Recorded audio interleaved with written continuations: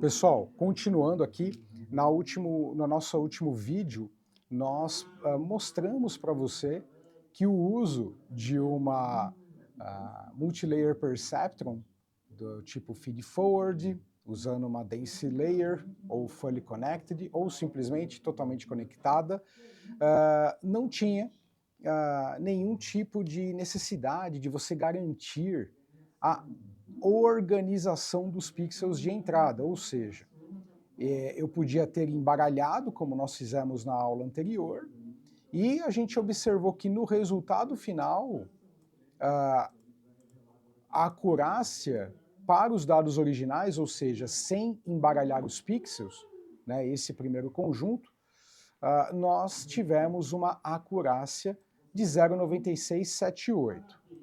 E com os dados embaralhados, nós tivemos 0,969.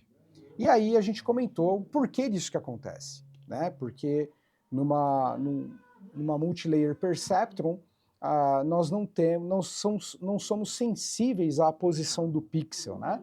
A gente explicou bem isso, discuti isso com vocês lá. E aí eu provoquei vocês explicando, falando, e aí? E quando a gente depende, sim, da posição, por exemplo, você vai identificar uma face, os olhos precisam, para caracterizar um humano típico, então os olhos têm que estar acima do nariz, a boca embaixo do nariz, e não tudo uma bagunça, porque senão, tipicamente, você não tem uma face do tipo padrão, de uma face típica, né? O modelo teria algum problema com isso.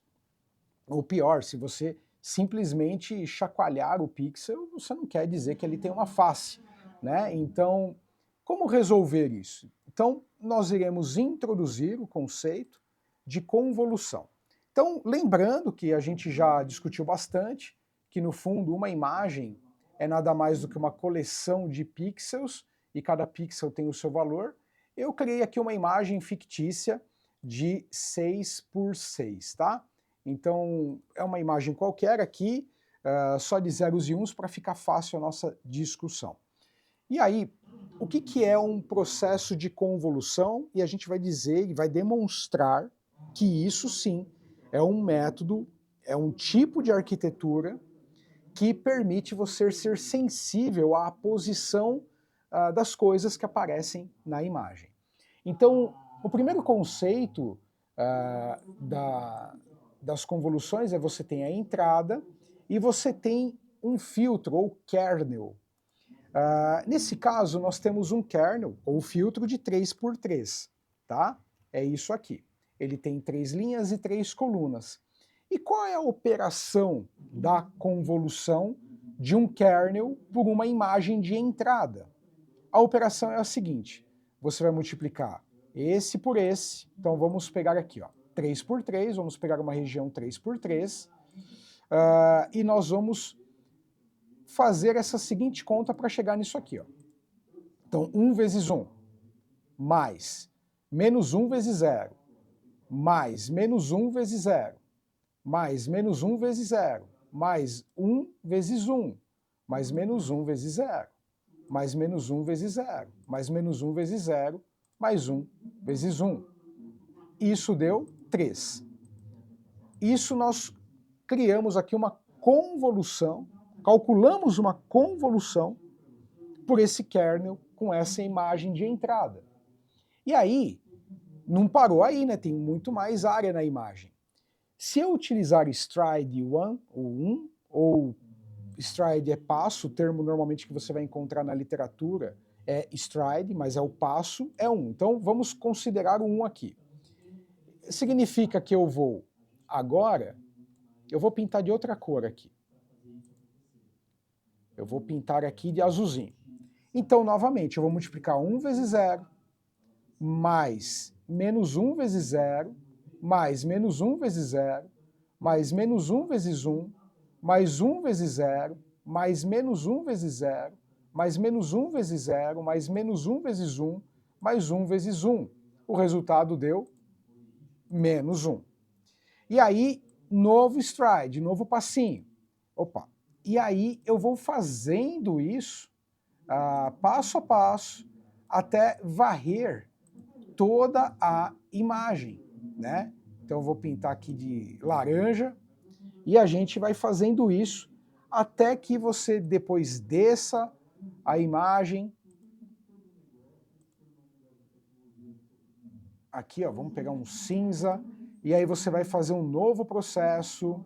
Vamos pegar uma outra cor aqui e você vai fazendo até que você chegue no último, que seria esse aqui agora, que vai dar um -1, tá? Então você vai fazendo tudo isso aqui, vai varrendo a imagem, multiplicando esse filtro ou kernel por ele.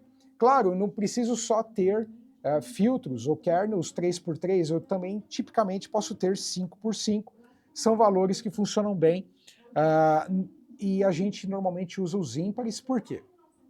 A gente vai explicar isso melhor, mas uma primeira explicação mais ingênua é que você vê que a imagem tem 6x6 e o resultado ela foi reduzida, ela ficou 5x5, né? Você ficou com, na verdade, desculpe, você ficou com 4x4. Você ficou com 4 colunas por 4 linhas, né? O que que é? Porque, na verdade, como você tem 3x3, a multiplicação, né, ela acaba levando todo o resultado desses 9 valores para um central. Então ele vem para cá, depois novamente, os 9 valores para um central que veio para cá. Então, na verdade, na prática, você acaba perdendo uma linha de altura, né? Uma linha, na verdade duas, né? Uma em cima, uma embaixo, e duas linhas e duas colunas de largura. Uma aqui e uma aqui acabam sendo fatiadas e você fica com uma imagem no final que vai ser 4x4, perdendo uma linha na altura, uma embaixo e uma de cada lado, uma coluna de cada lado. Então isso é uma operação convolucional, tá? Claro, se for 5x5, e aí? Na verdade você vai ver, ó, aqui eu peguei 5x5, peguei. O resultado vai ser que a convolução vai gerar um resultado referente ao para resumir esse 5x5 em um único pixel, né? Então, na verdade, essa imagem ela teria perdido 2 de cada lado, né? Porque se ela é 5x5, vai perder 2 de um lado, 2 do outro, 2 de cima, 2 de baixo. Então, essa imagem ela ficaria com 2x2, tá? Então, é isso que significa uma operação convolucional. Um kernel por multiplicado, varrendo dentro de um stride. Ah, Rafael, mas e se eu tivesse stride igual a 2? Se eu tivesse stride igual a 2, esse aqui é para o stride, resultado, stride igual a 1. Né? Deixar isso bem claro.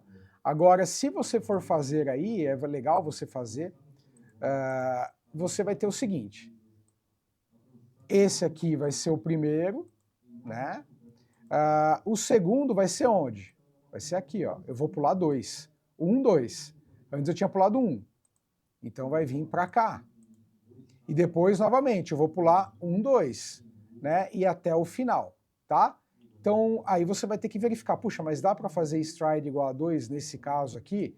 Ah, não vai dar, eu tinha que ter uma imagem mínima de tal tamanho. Então, tudo isso você vai ter que verificar direitinho, tá? É a mesma coisa, na hora que você descer, ele não vai pular 1, ele vai pular 2.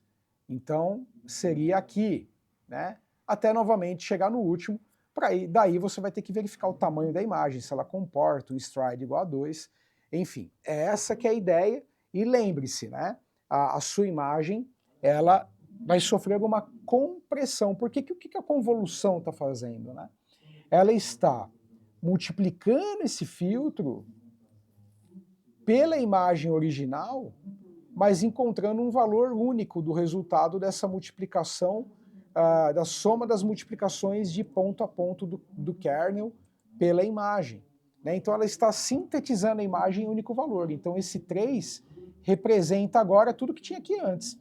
Claro, multiplicado por esse, desde que multiplicado por esse filtro. Ah, Rafael, e se eu variar o filtro? E se eu pôr um 2 aqui? Vai mudar totalmente a história. Aí você deve estar se perguntando, Rafael, como que eu defino os valores do meu kernel? A gente vai explicar mas é o próprio algoritmo otimizador que vai encontrar, de acordo com a sua loss function, ou seja, a sua função objetivo, aquela que você vai usar para avaliar as interações durante o treino, que vai ajustando não só os pesos dos neurônios, conforme a gente já mostrou, que aqueles weights, os pezinhos dos neurônios na Perceptron são ajustados, mas também os valores do próprio kernel. Então ele fica varrendo a imagem inteira, tá? Claro que aqui eu estou falando de uma imagem monocromática. Rafael, mas e se eu tiver um RGB, né? Então imagina que você vai ter valores.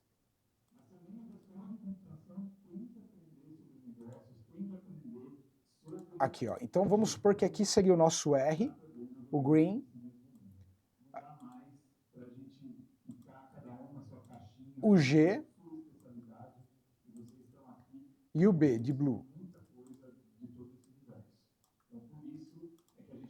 Então, claro, cada um, então esse aqui faz de conta que é o R, agora eu vou variar aqui os valores, eu vou colocar alguns valores aqui para ser o 0, 1, 1, 1, 1, tô colocando qualquer valor aqui, tá? E multiplica, quer dizer, dentro da brincadeira de zeros e uns aqui, teria que ser 1, 0, enfim. E aqui seriam outros valores aleatórios de 0, 0, aqui é 1, 1, 1, só estou variando aqui.